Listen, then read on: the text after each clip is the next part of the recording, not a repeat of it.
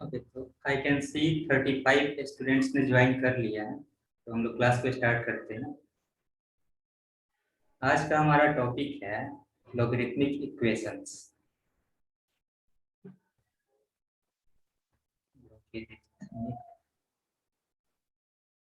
Equations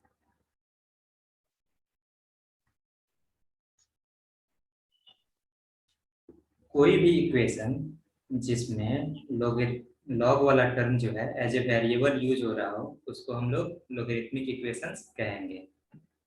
define कैसे करेंगे इसे? एनी इक्वेशन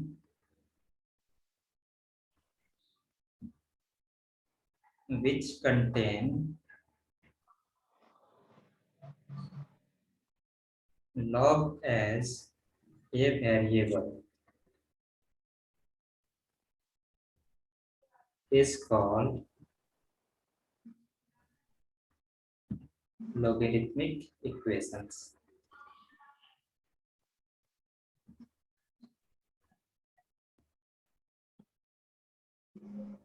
एग्जाम्पल के तौर पे हम लोग ले सकते हैं, सपोज 2 log x इक्वल है 1 के। तो यहाँ पे log x जो है ये वेरिएबल है। सेकेंड एग्जाम्पल आप देख सकते हैं, log x का whole square minus 3 log x plus 2 equal हो 0 के। तो ये भी एक इक्वेशन है, और इस इक्वेशन में log x as a variable use हो रहा है, तो इसको हम लोग लॉगरिथमिक इक्वेशन कहेंगे। अब इस टाइप के इक्वेशन को सॉल्व कैसे किया जाता है, तो ये हमें सीखना है। इस टाइप के इक्वेशंस को सॉल्व करने के लिए हम लोग फर्स्ट टाइप के इक्वेशंस को देखते हैं पहले, टाइप 1। तो इसका जो स्टैंडर्ड फॉर्म है,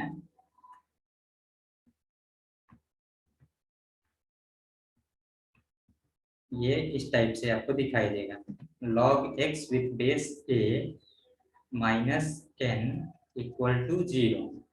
अगर इस टाइप से आपको इक्वेशन दिखाई दे रहा है तो ये स्टैंडर्ड फॉर्म है। और इस टाइप के इक्वेशंस को सॉल्व कैसे करेंगे, क्या क्या कंस्ट्रेंट्स होते हैं, इस टाइप के इक्वेशंस को सॉल्व करते वक्त आपको किन किन बातों का ध्यान रखना होता है, तो ये हम लोग एक एक करके देखेंगे। इक्वेशंस को सॉल्व करने के पहले हमें ध्यान देना होता है कि लॉग वाला जो टर्म है, लॉगरिथमिक जो टर्म है, जो भी इक्वेशंस में यूज हो रहा होगा, वो डिफाइंड हो, अपने डोमेन में डिफाइंड हो। तो सबसे पहले हमें इसका डोमेन डिसाइड करना है। यानी सबसे पहला काम क्या करना है, while solving logarithmic equation,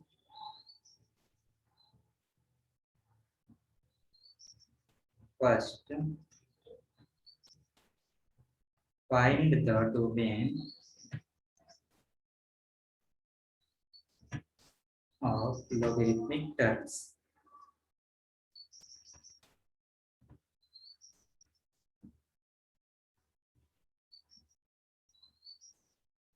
सबसे पहले हमें लोगरिथमिक टर्म्स जो आपके इक्वेशंस में इन्वॉल्व है, उसका डोमेन फाइंड आउट करना है। तो डोमेन कैसे फाइंड आउट किया जाएगा, लॉग वाले टर्म को कैसे डिफाइन किया जाएगा, तो ये हम लोग स्टार्टिंग के क्लासेज में देख चुके हैं। जैसे इस इक्वेशन की बात करें, हम हमारा जो स्टैंडर्ड फॉर्म है, तो इस इक्वेशन की बात करें तो यहाँ पे log x with base a, ये वाला टर्म है। इसको हम डिफाइन करते हैं। ये डिफाइन कब होता है, जब x का value greater than 0 and a का वैल्यू ये भी ग्रेटर देन 0 एंड a का वैल्यू नॉट इक्वल टू 1। तो ये हम लोग स्टार्टिंग के क्लासेस में देख चुके हैं। तो इस तरह से, इस तरीके से हम लोग लॉगरिथमिक टर्म को डिफाइन करेंगे पहले। उसके बाद हम लोग इसे सॉल्व करेंगे और x का वैल्यू फाइंड आउट करेंगे। लॉगरिथमिक इक्वेशन को सॉल्व करके x का वैल्यू फाइंड आउट करेंगे और उसमें से उन वैल्यूज को सिलेक्ट करेंगे जो उस डोमेन के अंदर में लाई कर रहा हो। क्या ये हम जो अभी बोले हैं आप लोगों को, ये समझ में आया है? क्या क्या करना है आपको? तो सबसे पहले तो आपको इक्वेशंस का के अंदर में जो भी लॉगरिथमिक टर्म यूज हो रहा होगा उसका डोमेन फाइंड आउट करना है, देन इक्वेशन सॉल्व करना है, और उससे जो आपको वैल्यूज मिलेंगे उसको कंपेयर करना है कि उसमें से कौन कौन से वैल्यूज डोमेन के अंदर में लाई कर रहे हैं। जो वैल्यूज डोमेन के अंदर लाई कर रहे होंगे वही वैल्यूज सिर्फ एक्सेप्टेबल होंगे, जो वैल्यूज डोमेन के बाहर लाई कर रहे होंगे वो एक्सेप्टेबल नहीं होंगे। तो आइए एग्जांपल लेकर के इसको समझते हैं हम लोग। पहले आप लोग इसे नोट कर लीजिए, स्क्रीनशॉट ले लीजिए इसका।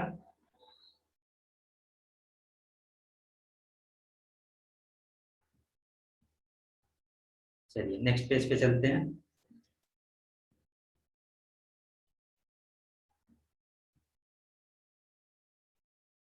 पहला एग्जांपल देखिए, बिल्कुल ही सिंपल से क्वेश्चन से हम लोग स्टार्ट कर रहे हैं और अच्छे लेवल के क्वेश्चन भी करेंगे हम लोग।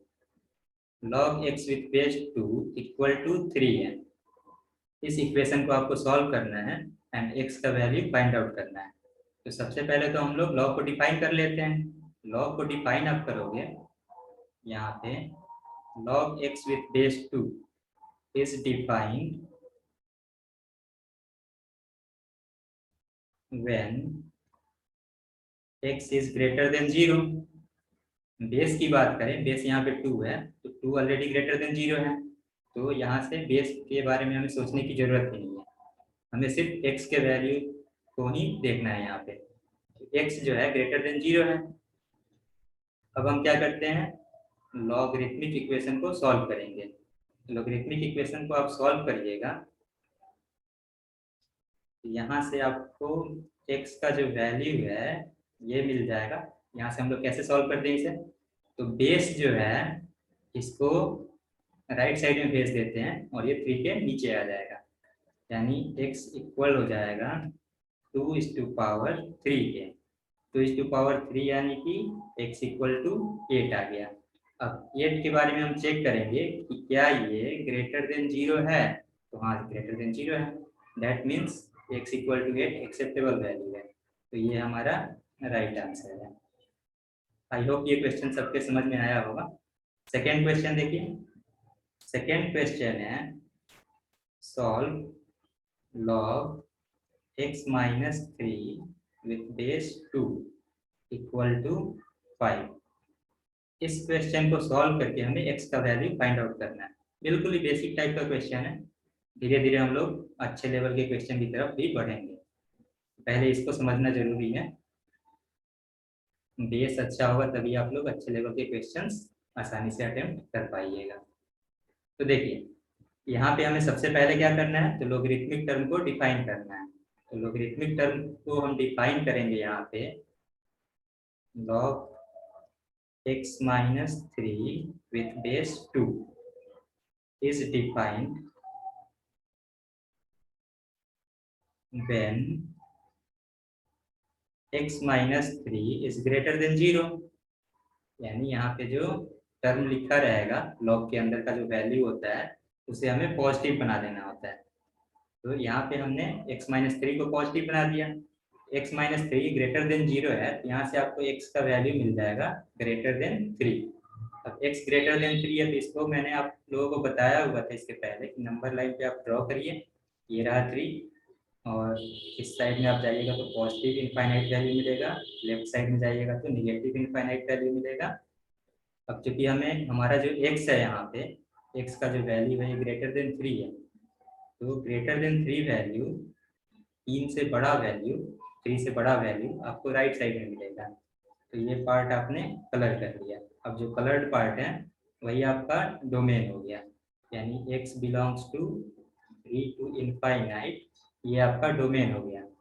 तो जब हम लोग इस इक्वेशन को सॉल्व करेंगे जो क्वेश्चन के अंदर में दिया गया है, इस इक्वेशन को आप जब सॉल्व करिएगा तो जो भी आपका x का वैल्यू आएगा वो 3 से इनफाइनाइट के बीच में आना चाहिए। यदि इसके बीच में नहीं आ रहा है तो फिर वो वैल्यू एक्सेप्टेबल नहीं होगा। अब आइए इसे सॉल्व कैसे किया जाएगा, तो ये भी स्टैंडर्ड फॉर्म में ही है। अब स्टैंडर्ड फॉर्म में है तो इसको सॉल्व करना आप जानते हैं कैसे सॉल्व किया जाएगा। x माइनस 3 इक्वल टू 2:5 हम लोग लिख सकते हैं यहाँ से डायरेक्टली। जो बेस वाला टर्म है 2, ये 5 के नीचे आ गया, यानी लॉगरिथम का जो बेस होता है जब हम इसे एक्सपोनेंशियल फॉर्म में चेंज करते हैं तो एक्सपोनेंशियल फॉर्म का भी जो बेस होगा वो दोनों सेम हो जाता है। तो यहाँ से आप इसे सॉल्व करिए और x का वैल्यू फाइंड आउट करिए।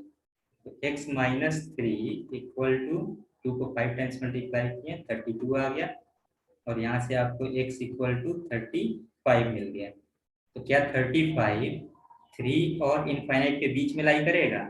तो हाँ करेगा, 3 से बड़ा वैल्यू है 35, तो इसलिए x इक्वल टू 35 जो है ये एक्सेप्टेबल वैल्यू है, यानी कि ये आपका आंसर हो गया।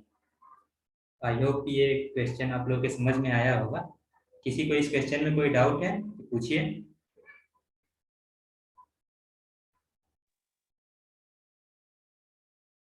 क्या मेरा आवाज बिल्कुल क्लियर सुनाई दे रहा है सबको? Yes sir. यस। ओके, तो इस क्वेश्चन में कोई डाउट? No sir. ओके, चलिए फिर अगले क्वेश्चन की तरफ बढ़ते हैं।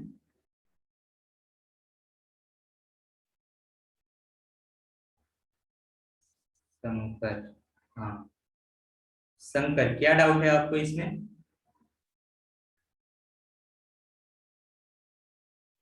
शंकर, क्या आपको मेरा आवाज सुनाई दे रहा है?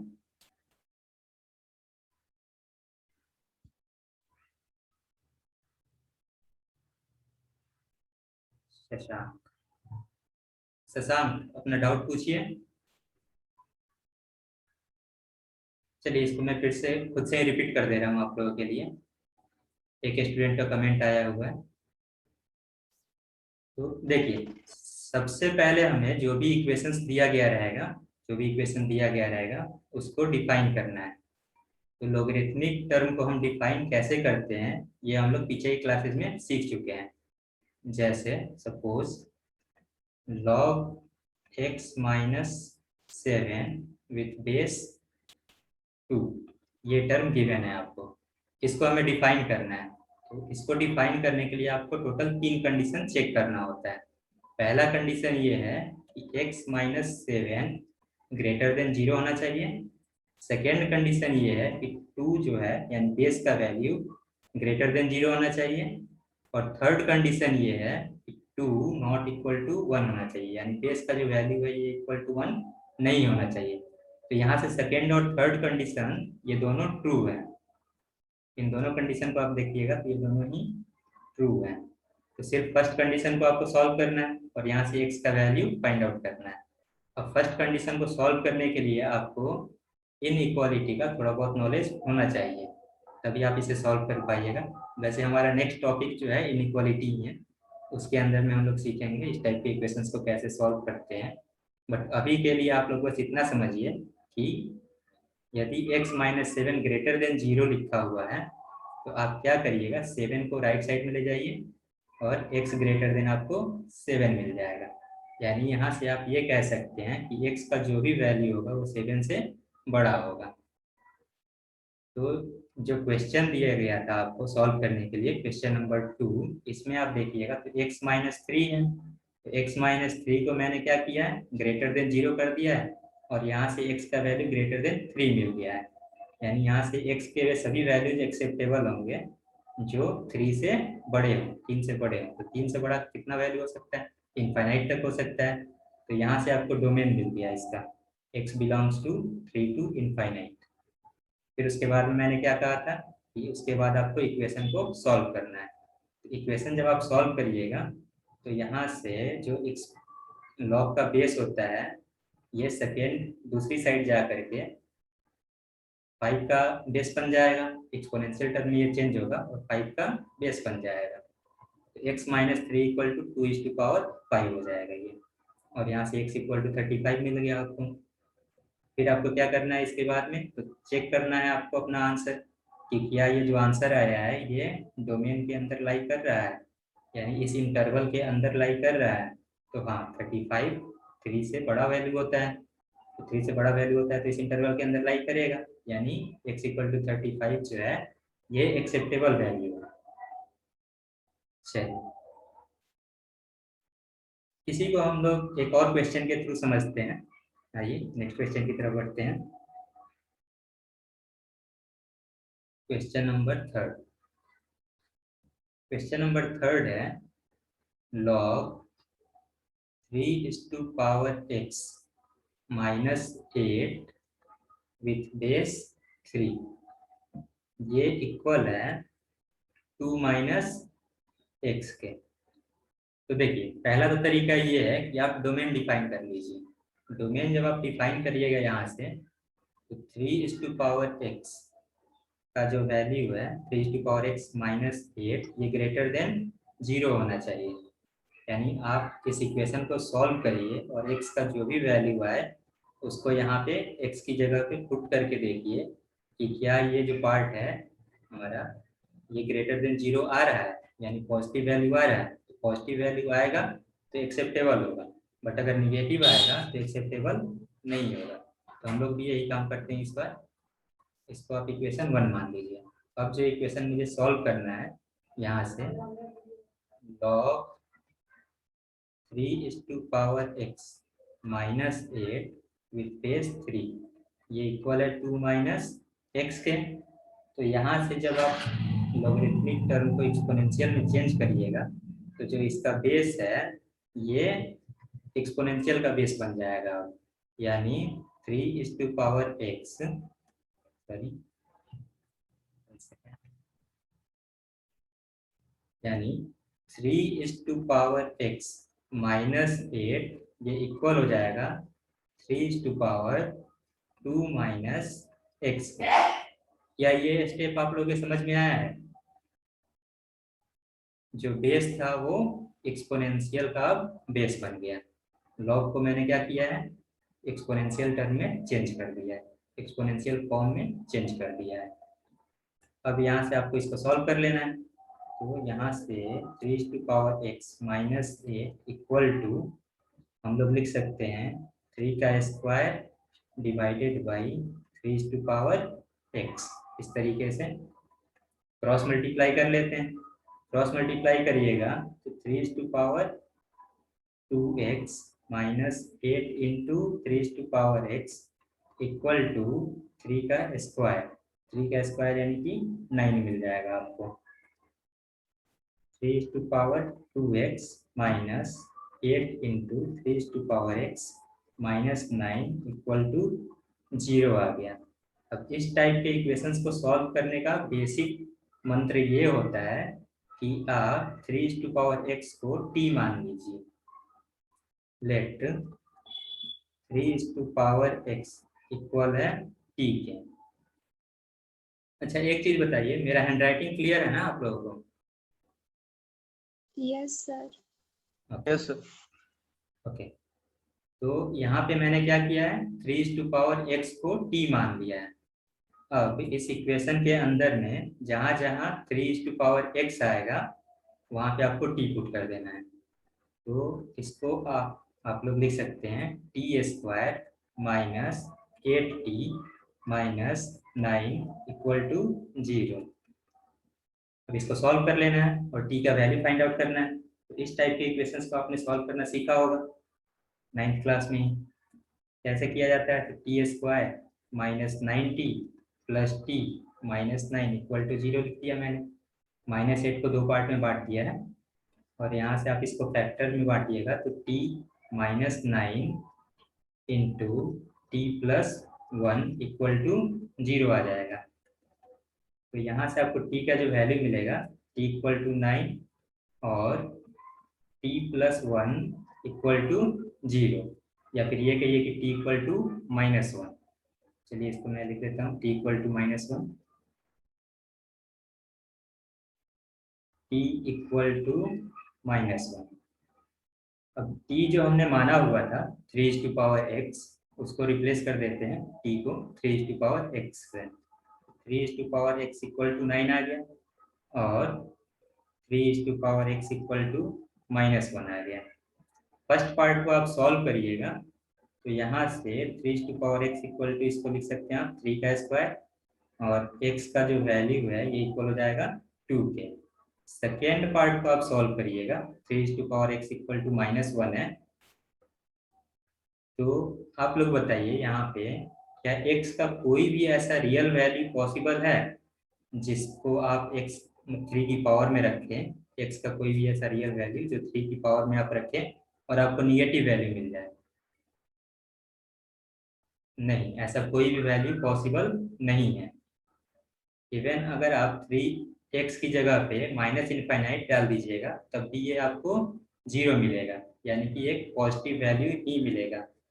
तो 3x जो है ये -1 के इक्वल कभी भी नहीं हो सकता है। यहाँ से x का कोई भी रियल वैल्यू पॉसिबल नहीं है। No real value of x is possible. इसके बाद में आप लोग लिख लीजिएगा, कोई भी x का रियल वैल्यू पॉसिबल यहाँ पे नहीं है। तो हमारा आंसर कौन सा आया है? x equal to 2। अब x इक्वल टू 2 आया है तो इसको क्रॉस चेक करना पड़ेगा कि क्या x इक्वल टू 2 के लिए हमारा लॉगरिथमिक टर्म डिफाइन है। तो चेक कर लेते हैं x इक्वल टू 2 डाल करके। तो 3x -8 है। यहाँ पे आप x की जगह पे 2 डालिएगा तो 3 का स्क्वायर -8 मिलेगा आपको। 3 का स्क्वायर यानी कि 9, 9 - 8 1 आ जाएगा और 1 ग्रेटर देन 0 होता है। That means x equal to 2 के लिए लॉगरिथमिक टर्म हमारा डिफाइन है। तो डिफाइन है तो यहाँ पे x equal to 2 acceptable value है, इसलिए x इक्वल टू 2 आपका राइट आंसर हो जाएगा। क्या ये क्वेश्चन सबके समझ में आया है? यस। ओके, किसी को भी इसमें डाउट?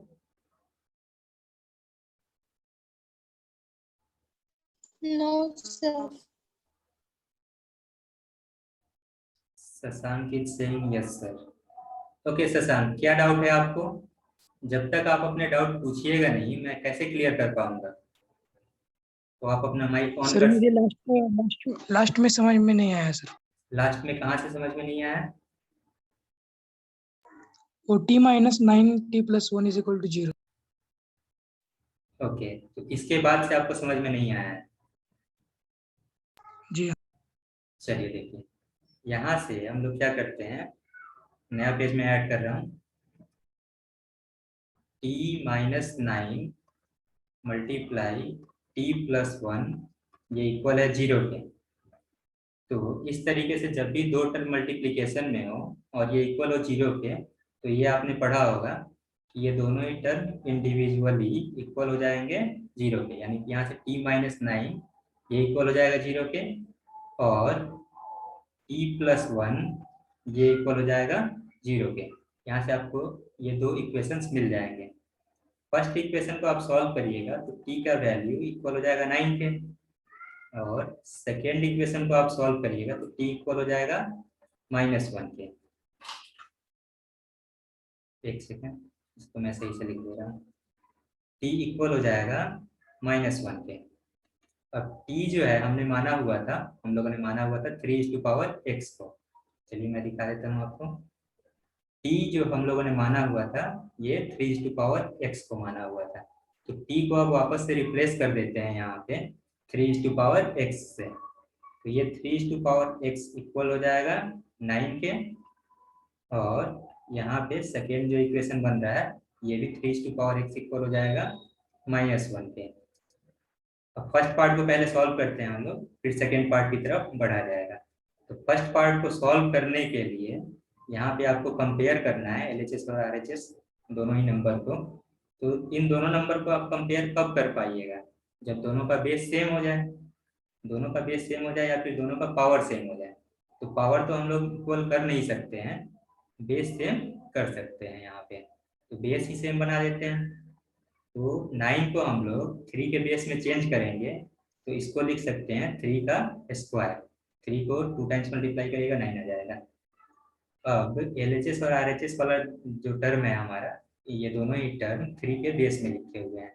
तो 3 के बेस में लिखे हुए हैं तो पावर यहाँ पे हम लोग क्या करेंगे, अब इक्वल कर देते हैं। इस टाइप के क्वेश्चंस जो है हम लोगों ने सॉल्व करना सीखा हुआ है कि जब भी a⁴x हो और ये इक्वल हो a⁴n के, दोनों ही साइड बेस सेम हो, दोनों ही साइड बेस a हो, तो फिर हम लोग पावर को इक्वेट कर देते हैं और लिख देते हैं यहाँ पे x equal to n। I hope ये समझ में आ रहा होगा आपके। तो यहाँ से x का जो वैल्यू है ये इक्वल हो जाएगा 2 के। एक तो फर्स्ट पार्ट मैंने सॉल्व कर लिया यहाँ पे, और यहाँ से आंसर जो आया है ये x इक्वल टू 2 आया हुआ है। अब चलते हैं हम लोग सेकेंड पार्ट की तरफ। सेकेंड जो पार्ट है 3x इक्वल टू -1 है। तो आप मुझे बताइए, क्या x का कोई भी ऐसा रियल वैल्यू पॉसिबल है जिसको आप 3 की पावर में डालिएगा तो ये -1 हो जाए, यानी कि निगेटिव वैल्यू आपको मिले? तो नहीं, ऐसा कोई भी रियल वैल्यू पॉसिबल नहीं है जिसको आप 3 की पावर में डालिए तो आपको निगेटिव वैल्यू मिले। 3x जो है ये हमेशा ही ग्रेटर देन और इक्वल टू 0 होगा, ये निगेटिव कभी भी नहीं होगा। चाहे आप x इक्वल टू 1 डालिए, 0 डालिए, 1000 डालिए, 10 कुछ भी मतलब कुछ भी डाल लीजिए, कोई भी वैल्यू आप डाल लीजिए, चाहे वो पॉजिटिव हो या निगेटिव हो, आपको जो ये 3x का टर्म मिलेगा ये सॉल्व करने के बाद में, ये हमेशा ही ग्रेटर देन 0 होगा या फिर इक्वल टू 0 होगा। इक्वल टू 0 भी तब होगा जब x इक्वल टू -इनफाइनाइट हो। x के वैल्यू के लिए जब x का वैल्यू -इनफाइनाइट हो तब 3 - -इनफाइनाइट जो है ये 0 हो जाएगा।